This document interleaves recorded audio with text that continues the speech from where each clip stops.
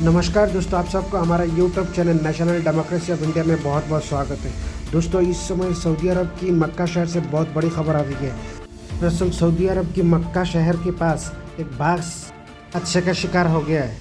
इस बास में सवार सभी लोग भारतीय हैं। बताया जा रहा है ज़्यादातर लोग हैदराबाद, तेलंगाना के हैदराबाद के रहने वाले लोग हैं। इसमें लगभग 42 लोग थे। इस 42 लोग में सब मौत हो गए सबकी। हादसा इतना भीषण था कि बस टैंकर से टकराते हुए सारे लोग मारे गए। हादसे का शिकार हुए लोगों में महिलाएं और बच्चे भी शामिल हैं। टैंकर से टकराने वाली बस में सवार 43 यात्रियों में से 20 महिला और 11 बच्चे थे। ये सभी तीर्थयात्री मक्का में उम्रा की रस्में पूरी कर चुके थे। ऐसे में आगे की अनुष्ठान के लिए ये लोग मदीना जा रहे थे। सऊदी अधिकारियों ने अभी भी हादसा की सही की पुष्टि नहीं की है।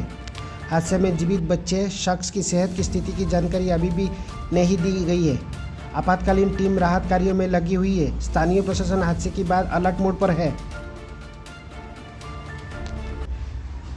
आपातकालीन टीम राहत कार्यों में लगी हुई है। भारतीय दूतावास भी चीज़ों की जानकारी लेने में जुटा है। हज और उम्रा मंत्रालय तथा ट्रैवल एजेंसियों ने दुर्घटना की पुष्टि की है। ऐसे में इस हादसे के लिए हैदराबाद के सांसद असदुद्दीन ओवैसी ने गहरा दुख व्यक्त किया है और उन्होंने भारत सरकार से मदद की गुहार लगाई है।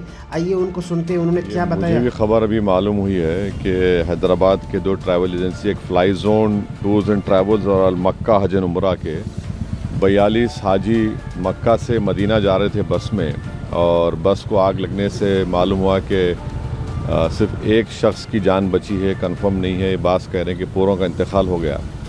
तो मैंने इंडियन एम्बेसी रियाद में जो DCM है अबू मैथन जॉर्ज साहब से मेरी बात हुई, और उन्होंने मुझसे कहा कि कौंसल जनरल जिद्दा भी और वो ख़ुद इस पर मालूमात हासिल कर रहे हैं और जो भी ज़रूरी कार्रवाई करना है वो करेंगे।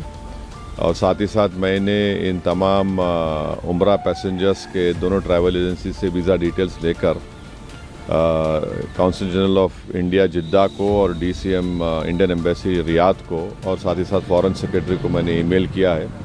मेरी भारत सरकार से और ख़ास तौर से एक्सटर्नल अफेयर्स मिनिस्टर से जयशंकर साहब से ये रिक्वेस्ट है कि वो इमीडिएटली इस पर देखें, और अगर जिन लोगों की डेथ हुई है उनके परिवार ये चाह रहा है कि उनकी डेड बॉडीज़ जल्द से जल्द इंडिया को लाई जाए, और अगर कोई उसमें ज़ख्मी है तो उनको अच्छी से अच्छी वहाँ पर उनको इलाज हो सके।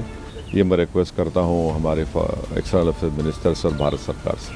सर, दिल्ली में अभी हाल ही में जो ब्लास्ट हुआ है, मुफ्ती जी कह रही हैं कि भारत बता रहा है कि कश्मीर कितना सेफ़ है, लेकिन दिल्ली के में जो ब्लास्ट हुआ है दिल्ली भी अब सेफ नहीं है। जो केंद्र की पॉलिसीज है वो पॉलिसीज ऐसी है कि कश्मीर नहीं, दिल्ली भी अब देखिए, वो मेरा मानना ये है कि जो टेररिस्ट एक्शन दिल्ली में हुआ, अब तो NIA ने कहा कि सुसाइड बॉम्बर था, हम उसका कंडेम करते हैं।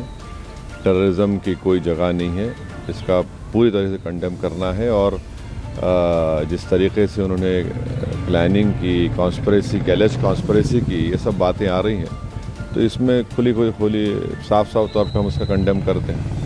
सर, इसी पे कश्मीरी मैन को भी अरेस्ट किया गया है NIA के थ्रू, जिसने बॉम्ब को वहाँ प्रोक्योर करवाया था। जो भी है, अब तो इन्वेस्टिगेशन चल रहा है, तो आप पर हम कोई कंक्लूजन पर नहीं आ सकते। मगर ये जो इंसिडेंट हुआ दिल्ली में जिसमें 10 लोगों की मौत हुई, फिर अनफॉर्चुनेटली नौगाम में भी वो जो एक्सप्लोजिव रखे थे वहाँ पर भी पुलिस स्टेशन में ब्लास्ट हुआ, उसमें भी लोगों की मौत हुई, वो भी हमारे लिए तकलीफ दे बात।